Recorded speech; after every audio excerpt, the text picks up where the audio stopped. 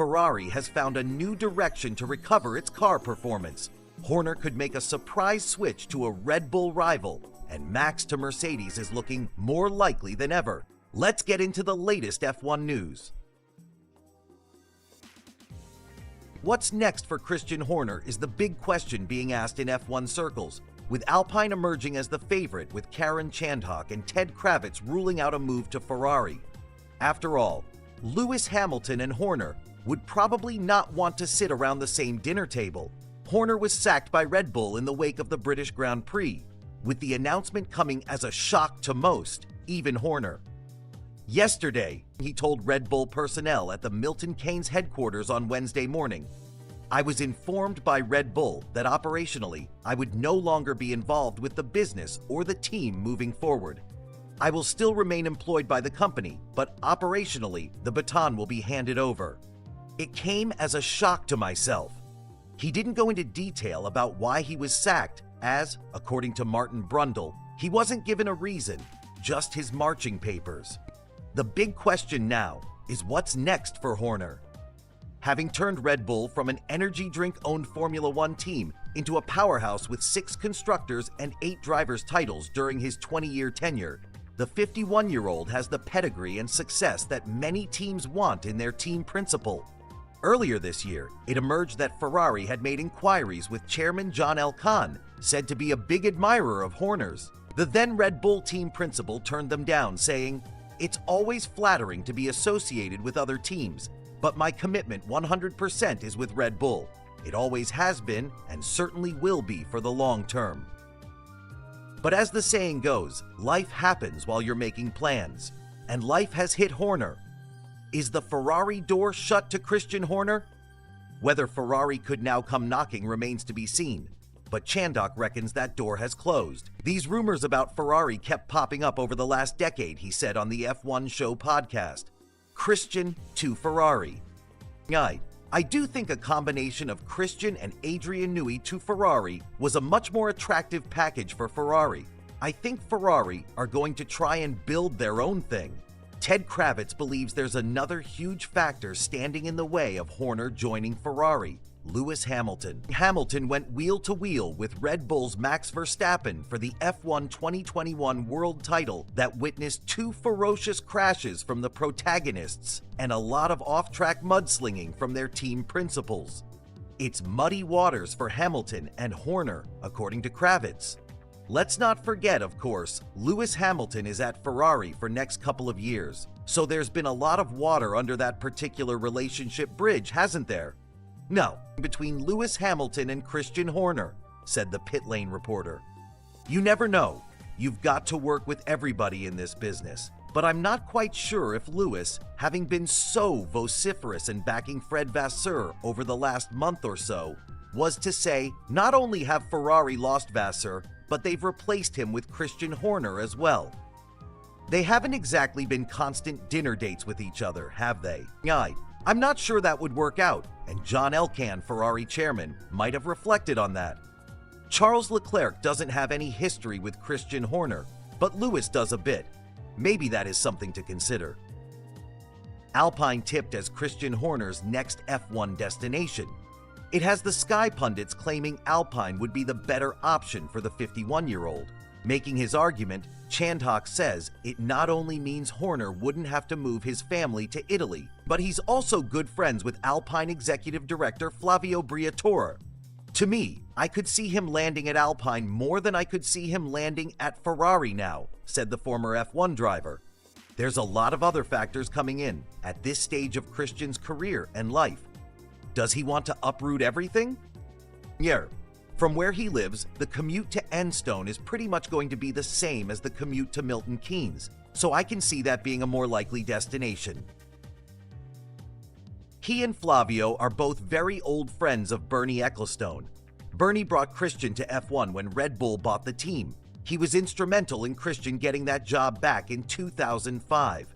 Flavio doesn't want to be team principal. He doesn't want to run the team day to day. He's got Steve Nielsen there as the MD, but I can imagine there's a few wheels and cogs being turned in the background for Christian to at least have a role there. Since Oliver Oakes left Alpine as team principal after the Miami Grand Prix, the Enstone outfit has been without a team boss.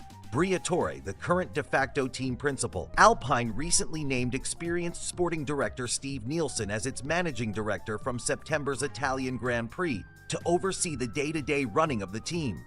Alpine, said Kravitz, is another British-based team. Flavio is there, with a team that's like Red Bull.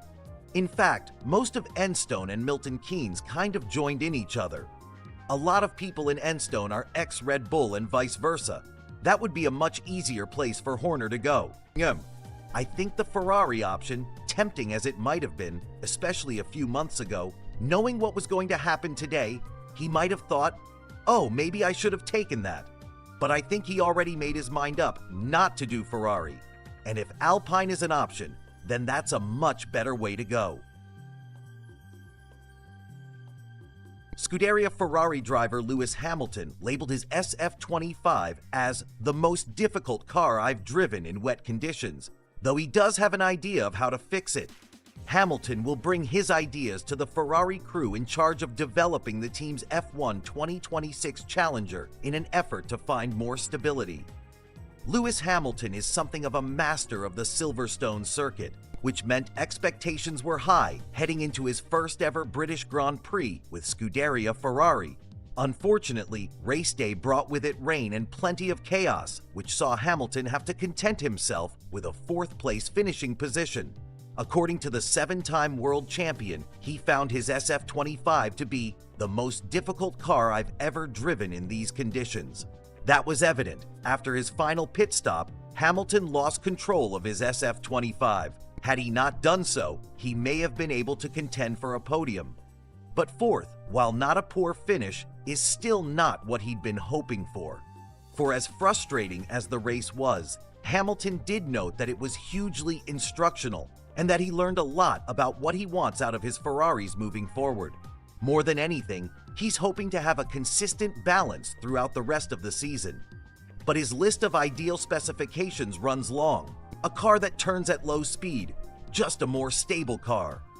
That stability has been a massive point of frustration for both Hamilton and his teammate Charles Leclerc. Without confidence in putting down the power, both drivers are prevented from attacking as they otherwise might. Still, after an update in Austria, there's hope for Ferrari. I think we were looking great through this weekend, Hamilton admitted. In practice, we were always right up there. Still weren't able to fully extract everything in quali, and then the race is a little bit harder, so that's where I want to get stronger. He reiterated that he's not driving that terribly, but that he's hoping to continue to improve before the season is out. I was put under a lot of pressure. I had a chance on Lando into turn 15, but they were just perfect, Hamilton said, explaining his race. After that, I struggled to keep up. The tires dropped off massively. The car was unbelievably tricky to drive. I think ultimately, I learned a lot today. There's lots to take from the day. It's only my second time driving in the wet in this car. I can't even express to you how hard it is. It's not a car that likes those conditions. But as I said, having lots of data to take from this. For me, I might just sit down with the people that are designing the car for next year because there's elements of this car that can go into the following year. Thankfully, Charles Leclerc is on the same quest for improvement. Asked what he was hoping future Ferrari upgrades would bring, he replied, "Performance, eventually. That's the performance that we need. We've got some upgrades coming which will cure some particular weaknesses of the car, which I think will help us in some phases of the corner. I won't go too much into detail, but again, I think there are some weaknesses. We've identified them, and we'll try and fix them as soon as possible." Regarding the upgrades, Leclerc said that it's still early days, but we'll see how it goes. It's still 2 weeks. I know that everybody's pushing very hard production-wise to try and give us upgrades as soon as possible. If they are here, I hope it can help us to do a significant step. Laurent Mekies' promotion to CEO of Red Bull Racing brings with it one key question, according to ex-F1 racer Gerhard Berger. The Austrian, who was once a 50% owner of Toro Rosso, has questioned whether Mekies has the killer instinct required to thrive at the championship-winning operation. Formerly the team principal at Racing Bulls, Mekies was promoted to CEO of Red Bull Racing following Christian Horner's sacking last week. The Frenchman steps into the job having been with Racing Bulls for just 18 months. Prior to that, he'd worked with Ferrari and the FIA. Early in his career, he worked as an engineer with Toro Rosso, alongside the likes of Mark Webber, Justin Wilson, and Christian Albers. It was during that stint that he worked alongside Berger, who was a 50% owner of the Toro Rosso operation with Dietrich Mateschitz from 2006 until early 2009. "I have dealt with Laurent before," Berger told Kronen Zeitung. "He was already involved with me at Ferrari. I worked with him at Toro Rosso and even at the FIA. He is a congenial, nice guy with a lot of quality when it comes to leading people." Mekies was appointed CEO and team principal of Red Bull Racing, essentially a direct replacement for Horner, who held both positions. The Brit also oversaw the all-new powertrains division and performed a key marketing role within both Red Bull Racing and Racing Bulls. Mekies comes across with no experience in the CEO role, Peter Bayer occupying that position at Racing Bulls. He also joins at a crucial time as teams weigh up how they approach the F1 2026 season, which brings with it dramatic new chassis and power unit changes. Added to that complication at Red Bull is that the operation will also become a power unit manufacturer, a project started after Honda's initial decision to withdraw from the sport at the end of 2021. On top of that, Mekies will be charged with settling the team after a period of turbulence, after on-track results have been harder to find, leading to speculation that Max Verstappen could leave the team. There is also the matter of getting more from the team's second driver, Yuki Tsunoda, having contributed just 7 points in the 10 races he's been with the team. He has a good style and knows Formula One very well, having been active in various roles, said Berger. Whether he also has the killer instinct needed at such a big team when you are at the top, that remains to be seen. But I think Mekies is a good choice for Red Bull Racing. It's much more about stabilizing the whole team at the moment and getting Max Verstappen back into it properly, Berger said of the task ahead. Red Bull Racing is currently in a downward spiral. Now the goal should be to rebuild the team properly. Oscar Piastri believes the battle for this year's Drivers' Championship will go all the way to the wire between himself and McLaren teammate Lando Norris. The pair have dominated the season so far, with Piastri leading the standings at the midway point from Norris. Between Piastri and Norris, McLaren has won 9 of the 12 races thus far, 5 of those going the way of the Australian. His championship advantage stretched to 22 points following the Canadian Grand Prix, but 2 wins on the bounce since then for Norris has seen that close to just 8 points. It's a very tight battle, and I think it will be for the rest of the year, Piastri observed of the intra-team battle. While it doesn't hold an especially significant car advantage, the McLaren MCL39 has proven itself to be a strong all-around machine. That consistency has seen a papaya-clad driver on the podium after all but 1 race thus far in 2025. Canada the exception, where Piastri was 4th and Norris crashed out after making contact with the rear wheel of his colleague.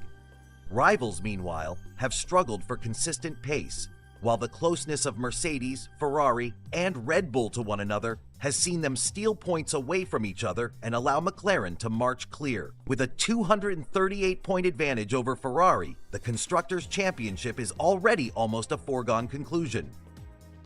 The same, however, cannot be said of the drivers' fight, though that has increasingly narrowed to essentially become an all-McLaren battle for a maiden title. I think Canada was summed up well. I don't think it was the best Sunday for me, definitely in terms of pace, but I think Austria was probably one of the better ones, Piastri said of his recent performances. I was happy with my pace, especially on Sunday, but I expect it to ebb and flow. The weekends where either of us put our absolute best forward, it's probably enough either of us to win. It's just doing that and finding 100% of your potential instead of 99 or 99.5 is very difficult. That's been the difference so far, probably this year, we're very evenly matched, and on our good days, either of us are very hard to beat. The Max Verstappen to Mercedes rumors are swirling again as a crucial point in that pursuit approaches. Both Verstappen and Toto Wolff have remained tight-lipped on the renewed speculation, but the Dutchman opened up on his talks with the Mercedes team principal from when the rumors first began to generate momentum last season.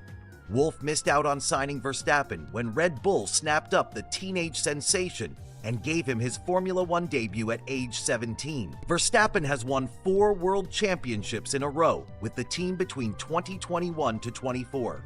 However, the Verstappen and Red Bull dominance was fading by the time he secured that 4th straight crown and led to speculation that he could join Mercedes. Wolff made it clear that he would love to sign him as the replacement for Lewis Hamilton, who had agreed terms with Ferrari. No such deal was struck, but the rumors have returned in F1 2025, with Red Bull as failed to recapture the success it enjoyed in previous seasons. After 12 rounds, it sits 4th in the Constructors' Championship, while Verstappen is 69 points off the top of the Drivers' Championship. Mercedes does not yet have a contracted driver for next season, and after George Russell claimed his path to a new deal was being complicated by ongoing Verstappen and Mercedes talks, neither party has given much away. But Verstappen did recently speak to De Telegraph about initial talks which he held with Wolff last season, their first conversations since the volatile title battle between Mercedes and Red Bull. In those discussions, Verstappen made it clear that he is working on a lot more beyond Formula One, which any team he drives for would need to accept. I think it was our first real conversation since 2021. We corrected a few things from that year, and also talked a little bit about the future perspective, said Verstappen. But for me, it's not just about Formula One. I do a lot of things with Red Bull. Everyone always thinks that decisions about my future are purely based on what's going on here in this world, but I'm working on a lot more. There's more than Project Formula One. That's not something that every team can just offer. Verstappen is under contract at Red Bull until the end of 2028, but a performance-related exit clause within that deal offers a potential out. It is believed that, should he be outside the top 4 in the Drivers' Championship after the Hungarian Grand Prix, he would be able to trigger the clause. However, such terms would mean that Red Bull's position has strengthened significantly following the British Grand Prix, where Charles Leclerc, currently 5th in the standings, failed to score points in a miserable race for the Ferrari driver. That means the gap between Verstappen and Leclerc is 46 points with a maximum of 58 up for grabs before that window to activate the clause. Red Bull's senior advisor Helmut Marko has warned that Verstappen would not be allowed the freedom he currently has if he joined Mercedes. This story that everyone wants Max is becoming boring, Marko declared to Sky Italia. He has a contract with us until 2028, and as long as we give him a competitive car, there is no reason why he should leave. With us, he has a lot of freedom which he would not have with Mercedes. Verstappen to Mercedes chatter was further boosted in recent days after jet and yacht trackers potentially found that Verstappen and Wolff had met up in Sardinia.